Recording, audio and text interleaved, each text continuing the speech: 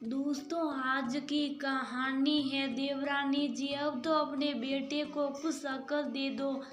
दोस्तों, कहानी शुरू करने से पहले अगर आपने चैनल को सब्सक्राइब नहीं किया हो तो कर लीजिए, ताकि आपके पास पहुंचे हर नया वीडियो।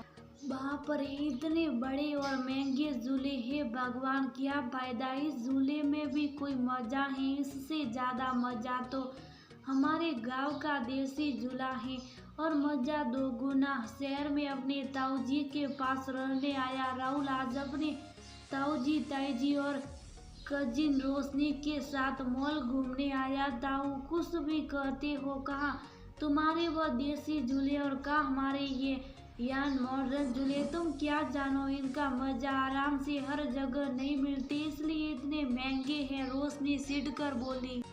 रोशनी के मम्मी पापा ने उसे शुभ रहने के लिए कहा। थोड़ी देर बाद सब घूमकर खा पी कर मस्ती करते हुए वापस घर आ गए। सबके साथ राहुल का मन तो बहुत लग रहा था, लेकिन रह रह कर अपना गांव याद आ रहा था। कुछ दिनों बाद राहुल अपने घर चला गया। अगली छुट्टियों में रोशनी गांव में गई। राहुल उसे अपने दोस्तों के साथ घुमाने ले गया। घूमते घूमते वह लोग गांव के बाग में पहुंचे। वहाँ बहुत से झूले पड़े थे। तभी रोशनी को राहुल की आवाज आई। रोशनी, जल्दी इधर आओ, ये देखो हमारा स्पेशल झूला। ये क्या, ये तो एक टायर ही तो है जिसे तुमने रस्सी से बांध दिया है, और ये झूला लगता है तुम्हारा दिमाग भी टायर जैसा हो गया है। रोशनी हंसते हुए बोली। तभी राहुल टायर पकड़कर लटक गया और झूला झूलने लगा। देखो रोशनी, कितना मजा आ रहा, और ये बिल्कुल मुफ्त है। तुम्हारे उस महंगे झूले से कितना जाओ, तुम भी झूल कर देखो। सी, इतने गंदे टायर को कौन हाथ लगाएगा। तुम तो बिल्कुल सफाई पसंद नहीं हो, कितने गंदे हो। तो मैं तुम्हारे साथ नहीं खेलूंगी। रोशनी पैर पटकते हुए वापस घर चली गई। उसे क्या पता कि इस गंदगी में कितना मजा, खुलकर जीने का जो मजा गांव में है वह कोई और नहीं। वहाँ शहर में छत के नीचे खेलने में जीने का मजा आता ही नहीं। इस दिन इसे भी ये टायर वाला झूला पसंद आएगा। घर आकर रोशनी हंसकर अपनी मम्मी को टायर के बारे में बता रही थी। उसकी मम्मी अपनी देवरानी से बोली। देवरानी जी, अब तो बेटे को कुछ अक्ल सिखाओ, बड़ा हो रहा है, ऐसे तो यही गांव का होकर रह जाएगा, कुछ पढ़ेगा नहीं तो शहर में नौकरी कैसे करेगा। राहुल की मम्मी बोली। जेठानी जी, राहुल बहुत होशियार है, जो जितना खेलना है उतना ही पढ़ता भी है। पढ़ाई के साथ खेल भी जरूरी है, इसलिए हम उसे ज्यादा नहीं टोकते। धीरे धीरे बच्चे बड़े हो रहे थे।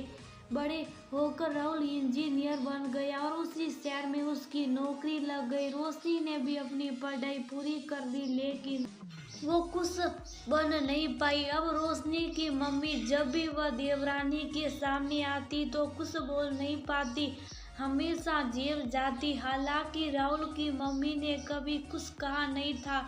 एक दिन राहुल ने अपने जन्मदिन की पार्टी एक क्लब में रखी, जिसमें उसने अपने दोस्तों ऑफिस कलीग के साथ रोशनी को भी बुलाया। रोशनी वहाँ गई तो वहाँ डांस वगैरह भी चल रहा था। पार्टी खूब जोर शोर से चल रही थी।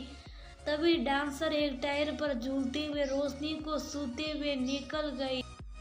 अरे ये क्या, ये टायर यहाँ कैसे? रोशनी बोली। तुम्हें नहीं पता, क्लब में तो किसी भी डांसर का सबसे फेवरेट डांस टायर पर झूलते हुए ही होता। और देखो ये इतनी हाई फाई है, लेकिन फिर भी टायर को हाथ लगाने पर सी नहीं बोल रही। और मुझे लगता है ये झूला अगर मॉल के झूलों के साथ गाँव दिया जाए तो सबसे महंगा टिकट इसी का होगा, क्योंकि यहाँ शहर के लिए तो ये बहुमूल्य चीज होगी। राहुल बोला तो रोशनी चुप हो गई।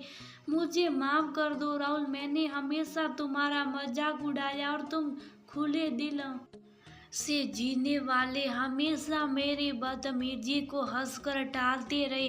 सच में खुलकर मस्त होकर जीने में जो मजा, वह घुट घुट कर जीने में का इतना परेशान मत हो रोशनी, तुमने कुछ गलत नहीं किया, तुमने जैसा देखा वैसा किया।